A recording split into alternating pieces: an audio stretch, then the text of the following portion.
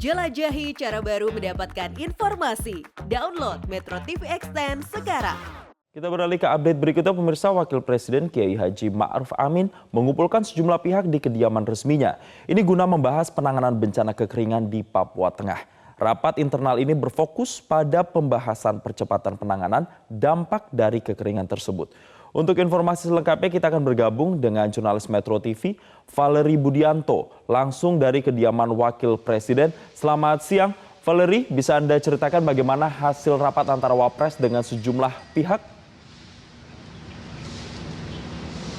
Iya Jason, ada 2 poin utama yang kami dapatkan dari hasil rapat internal antara Wakil Presiden dan sejumlah pejabat tinggi pemerintahan, mulai dari Panglima TNI, Wakapolri, Menko Polhukam Mahfud MD, BNPB, dan juga perwakilan dari Bulog.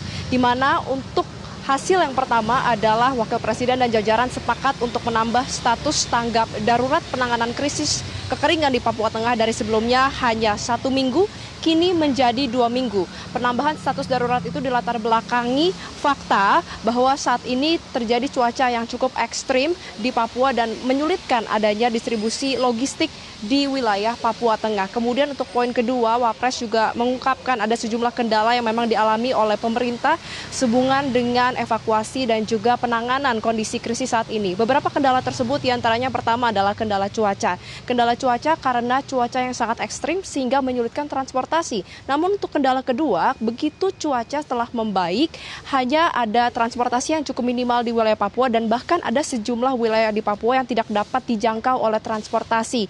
Salah satunya adalah tadi disebutkan juga oleh Wapres dan Panglima, ada sejumlah daerah di wilayah Papua Tengah yang hanya bisa diakses melalui panggul.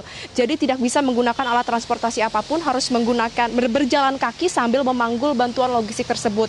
Ia sangat menyayangkan hal tersebut karena sebenarnya untuk bantuan logistik ini sudah banyak sekali dikirimkan oleh berbagai pihak. Ada dari TNI, kemudian dari Kapolri, kemudian juga dari BNPB, pemerintah, Bulog, dan sudah banyak sekali bantuan berjumlah lebih dari ratusan ton yang dikirimkan untuk menangani krisis kekeringan di Papua Tengah ini. Kemudian untuk kendala ketiga adalah mengenai masalah kesehatan. Tadi Wapres menyoroti secara khusus mengenai kesehatan yang dialami oleh kelompok rentan. Hal ini karena apabila seorang yang masuk dalam kelompok rentan, faktor usia akan sangat menentukan bagaimana daya tahan tubuhnya dalam menangani situasi dan juga cuaca yang cukup ekstrim di wilayah Papua Tengah. Kemudian untuk poin keempat yang tadi sempat disebutkan secara eksplisit oleh Wapres dan juga Panglima adalah ada sejumlah kelompok di Papua atau dalam hal ini kelompok kriminal bersenjata yang kerap kali mengganggu dan juga membuat resah masyarakat di wilayah Papua Tengah. Namun Panglima menegaskan dirinya sudah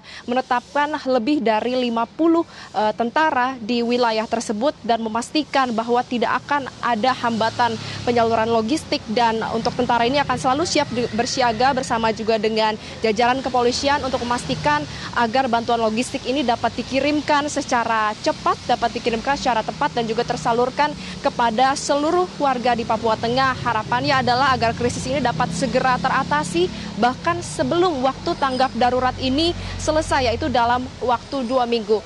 Berikut kita dengarkan keterangan dari Wakil Presiden Ma'ruf Amin. Sebenarnya semua logistik sudah tersedia, tetapi ada masalah cuaca. Dan kedua, itu distribusi dari tempat pengiriman pertama ke daerah-daerah. Ya, itu tidak ada transportasi, jadi mungkin harus dipanggul ya. Dipanggul oleh masyarakat. Jadi itu persoalan. Yang kedua, kita minta soal kesehatan. Nanti kesehatan supaya untuk mengatasi berbagai masalah kesehatan, terutama kepada kelompok rentan, ya, orang tua, anak-anak, dan juga kita mengantisipasi sampai hari ini baru 1 daerah ya, tapi kita antisipasi kemungkinan ada di daerah-daerah lain. Saya minta itu nanti diantisipasi, kalau terjadi itu kita sudah siap. Sementara demikian yang bisa saya sampaikan dari kediaman Wakil Presiden. Jason, kembali ke Anda di studio.